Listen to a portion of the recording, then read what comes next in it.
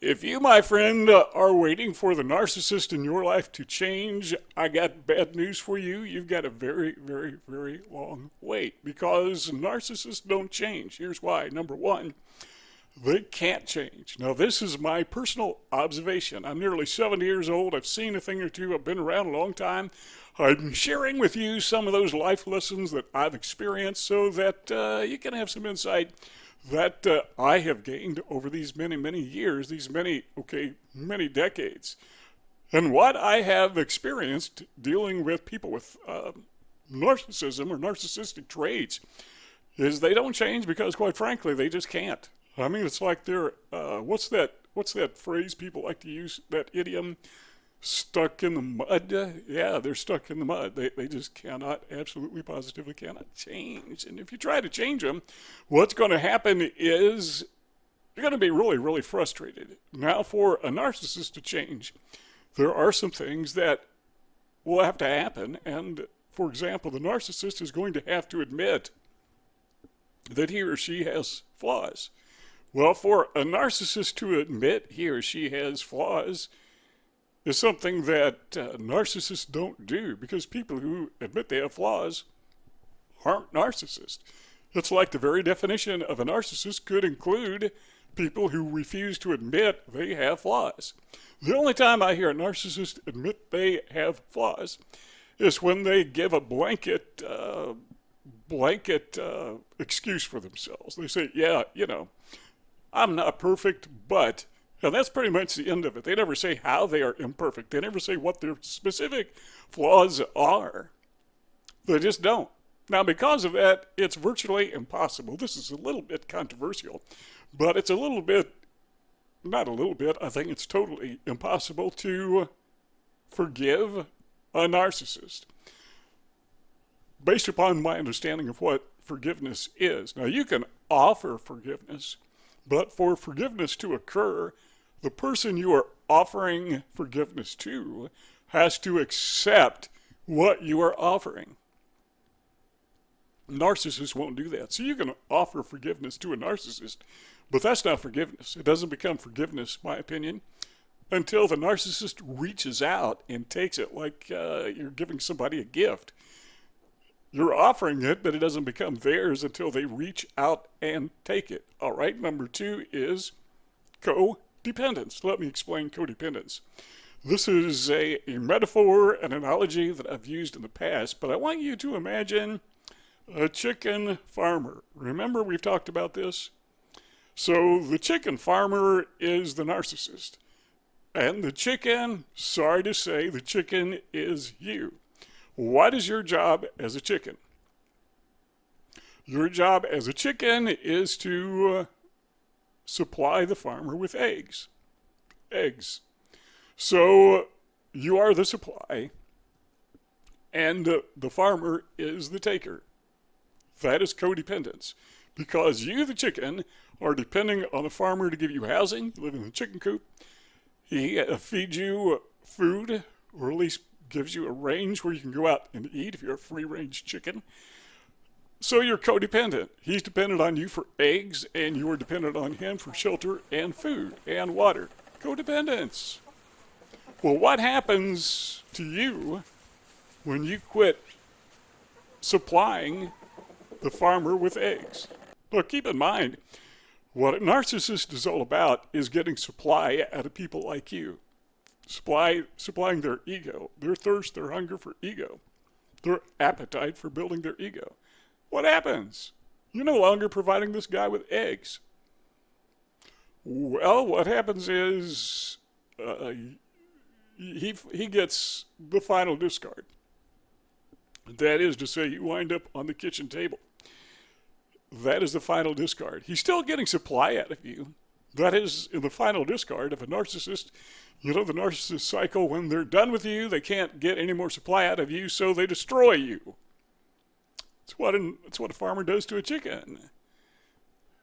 Fried chicken for dinner, that's you.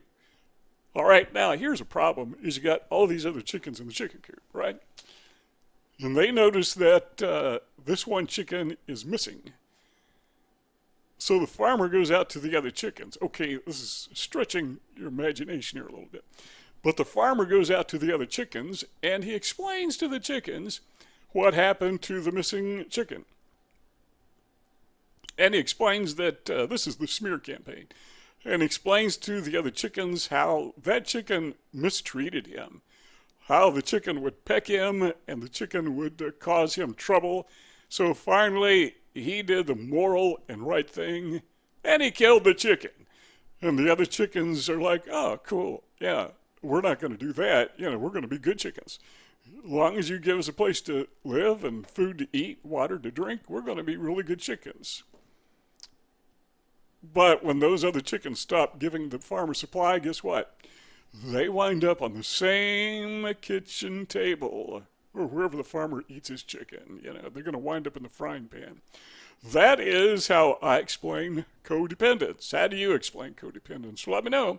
Number 3 is they don't change because they have a prison yard world view.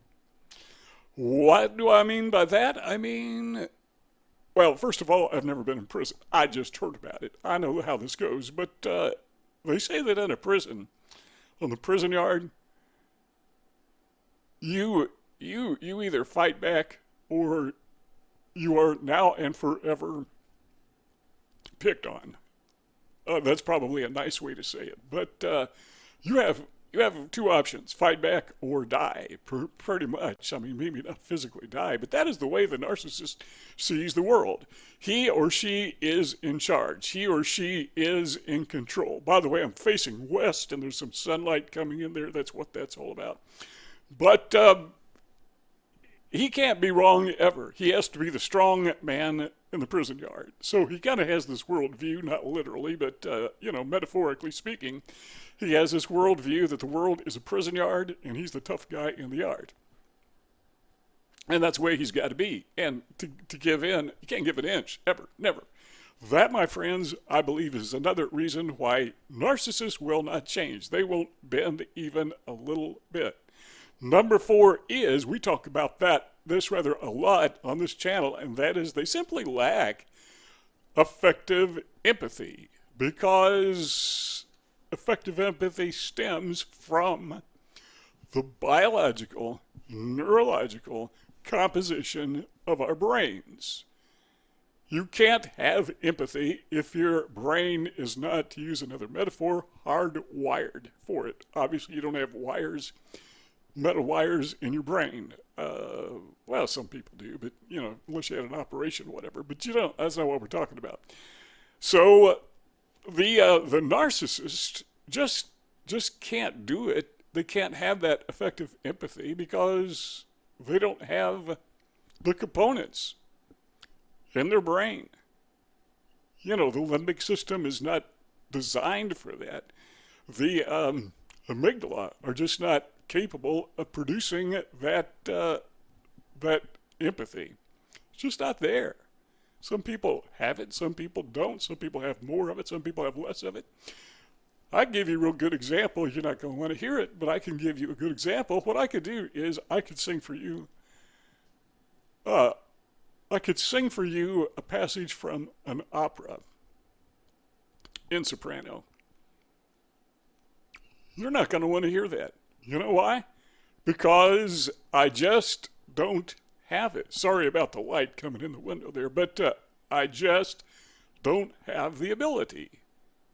I can't do it. I just can't do it. I mean, I can try to do it. I can fake it. But first thing you're going to do is turn off your speakers. You're not going to want to hear me squeal, are you? Well, maybe you will. I don't know. Number 5 is the reason that they don't change is because they are ego dependent. There are some things that I am dependent upon. I got to have it. Gotta have it. I got to have water. So do you. We are dependent. Our lives depend on water. No water, no life. I mean, it's just that simple.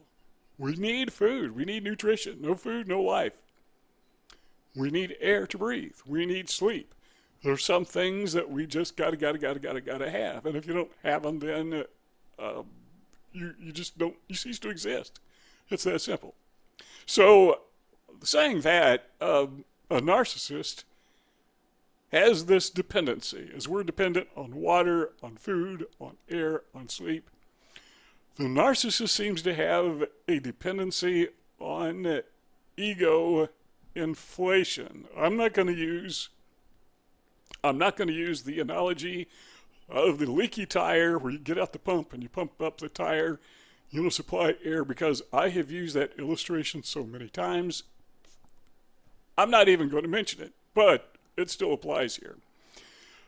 I believe that narcissists are probably, and this is controversial, but I believe they are hardwired genetically, just like instinct. I mean, how do birds know to fly south in the fall? How do they know to fly north in the spring? How do they know? Well, instinct. Nature has built that into them. And I think it's much the same, or based on my life experience, from my life's laboratory, what I have seen, it's hardwired.